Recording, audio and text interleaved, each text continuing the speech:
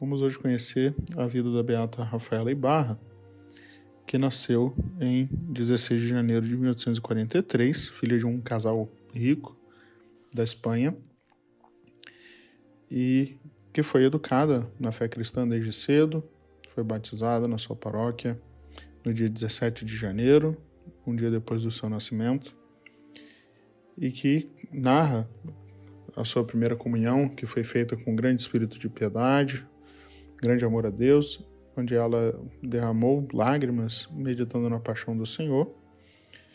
Ela que depois vai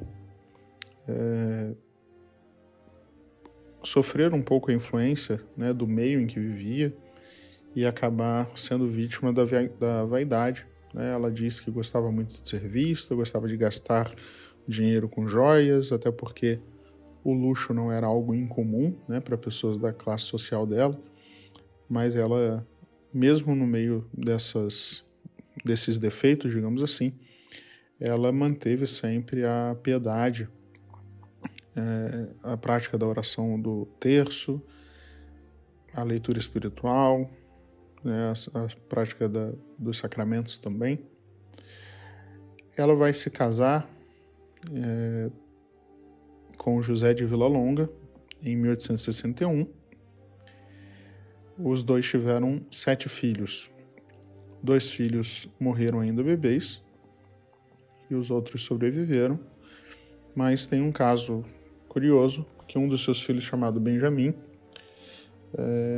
sofreu uma grave doença durante a vida, uma doença de paralisia.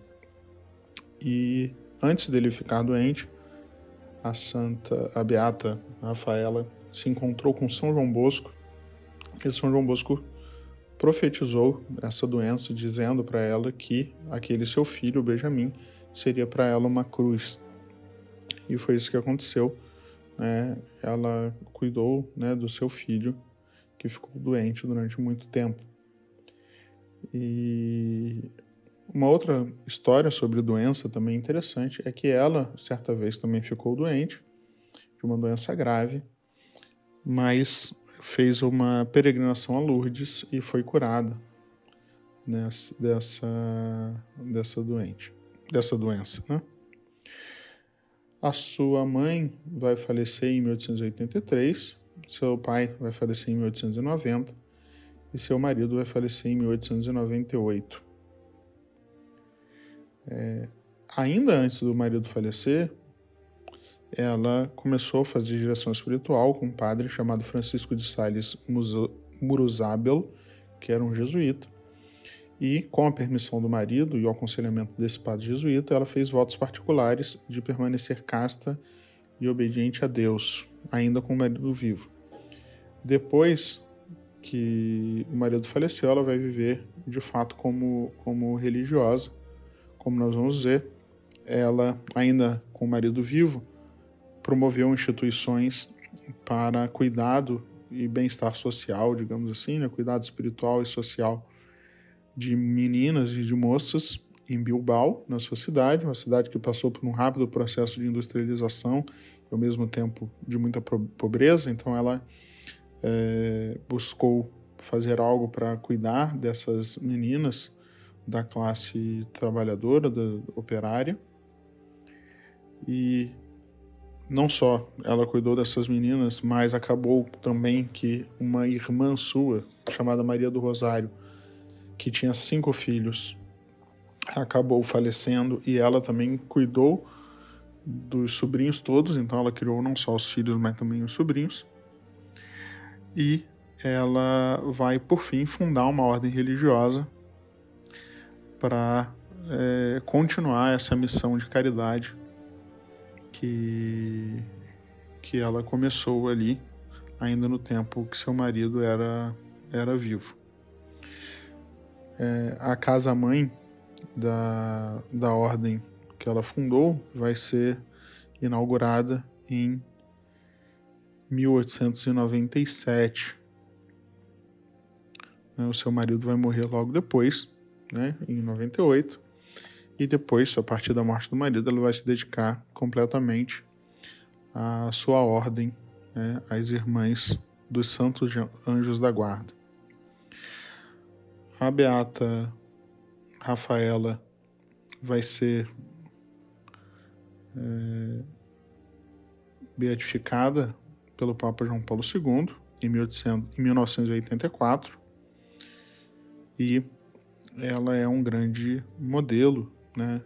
Não só de caridade com o próximo na sua vida religiosa, mas é também um modelo de mãe e de esposa, né? Embora a gente não saiba assim tanto sobre ela, não seja uma pessoa assim tão conhecida, dá para perceber como ela era uma pessoa de imensa piedade, a importância que ela dava para a vida espiritual, sobretudo para o rosário, a leitura espiritual, a sua imensa devoção à Nossa Senhora, né? Nós sabemos que ela fez peregrinação e conseguiu, inclusive, um milagre por intercessão de Nossa Senhora de Lourdes.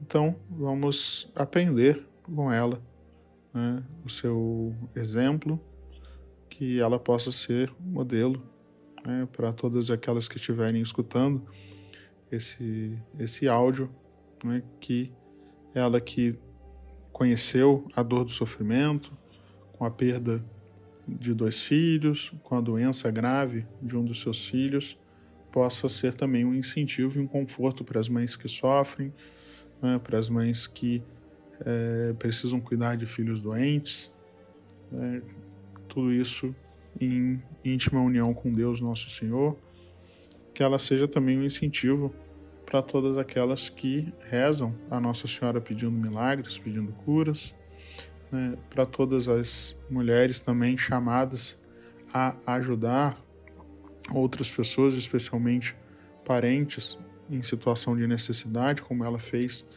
né, cuidando dos sobrinhos, que a beata Rafaela seja um exemplo luminoso para todas as esposas e mães. Deus abençoe vocês.